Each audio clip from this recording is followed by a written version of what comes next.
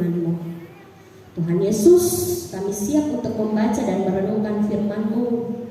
Bapa berdoa Engkau menolong dalam memberitakan firman-Mu, dalam menyatakan apa yang menjadi isi hati-Mu Tuhan, agar membuat kami ada dalam perenungan yang baik dan benar.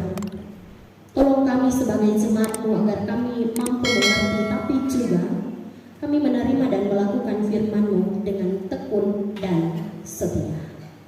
Di dalam nama Tuhan Yesus kami berdoa. Amin. Kitab Mazmur pasal 41 ayat 1 hingga ayatnya yang ke-14. Saya membacakan kalimat yang masuk ke dalam. Bapak Ibu jemaat sekalian akan membacakan kalimat yang menonjol keluar.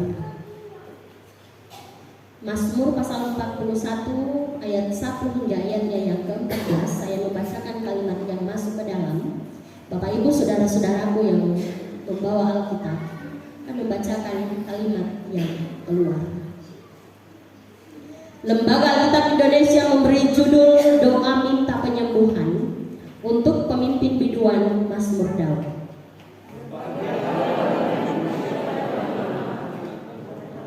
Tuhan akan meluputkan dia pada waktu celaka, sehingga ia disebut berbahagia di bumi. Engkau takkan membiarkan dia dipermainkan musuhnya. Di tempat tidurnya kau pulihkannya sama sekali dari sakitnya.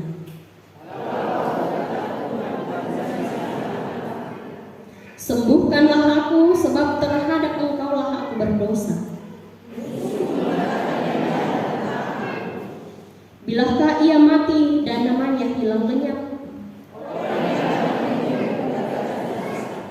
Hatinya penuh kejahatan, lalu dia keluar menceritakannya di jalan.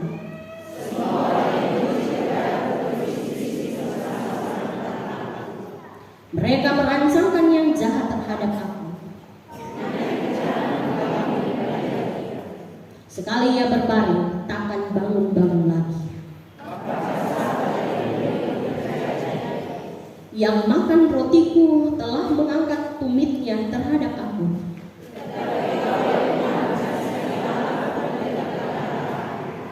Maka aku hendak mengadakan pembalasan terhadap mereka.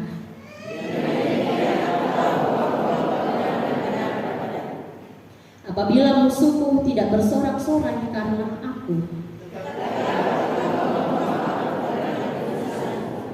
Engkau membuat aku tegak di hadapanmu untuk selama-lamanya. Dari selama-lamanya sampai selama-lamanya. Amin. Ya, amin.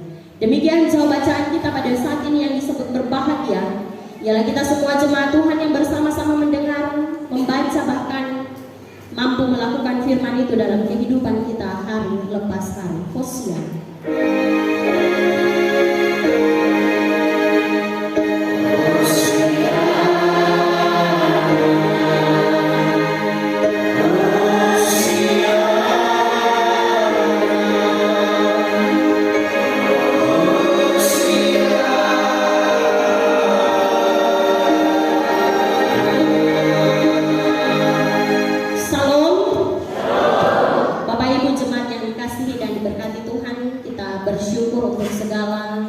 Sesuatu yang Tuhan nyatakan atas kehidupan kita, sehingga di pagi yang indah ini kita kembali lagi ada di rumah Tuhan yang kudus ini.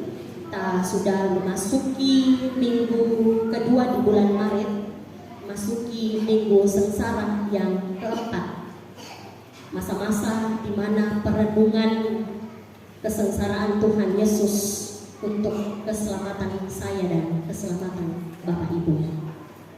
Jadi saat ini dalam ibadah di minggu sengsara yang keempat, kita memandang kesengsaraan Tuhan Yesus sebagaimana bacaan kita yang bertitik tolak dari bacaan kitab Mazmur pasal 41 ayat 1 hingga ayatnya yang ke-14.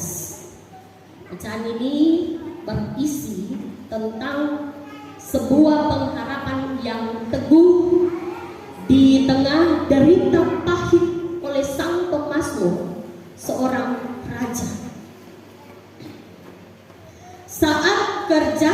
sebagai seorang raja, ada suatu masa di mana Daud mengalami sakit dalam kepemimpinannya sebagai raja yang terancam pada waktu itu. Namun yang paling menyakiti Daud bukanlah penyakitnya, tapi orang-orang yang ada di dekatnya yang ternyata sangat membenci Daud. Maka di tengah sakitnya ia mengungkapkan pengharapannya yang pasti sesuai dengan bacaan kita pada saat ini, bahwa Tuhan akan meluputkannya pada waktu dia celaka. Tuhan akan melindungi dia dan memelihara nyawanya. Tuhan akan membantu ia pada waktu dia sakit, dan dengan yakin dia berkata Tuhan akan memulihkannya. Daud ini adalah orang-orang yang sangat memperhatikan orang lemah. Maka dari itu ia sangat yakin saat ia mengalami kelemahan sekalipun, Tuhan juga pasti akan menolong dia. Saudara-saudara yang dikasihi dan diberkati Tuhan, sangat menarik untuk kita renungi dalam kehidupan kita bersama-sama. Ketika Daud punya keyakinan Tuhan pasti menolong dan memulihkannya, Tuhan takkan membiarkan ia dipermainkan oleh musuhnya, Daud tidak lupa memandang kepada dirinya dengan kesadaran bahwa ia berkata, terhadap Tuhanlah aku telah berdosa. Nah, dalam doa Daud, ia introspeksi diri karena ia tahu ia sudah melakukan dosa sampai-sampai ia harus mengalami sakit dan penuh penderitaan.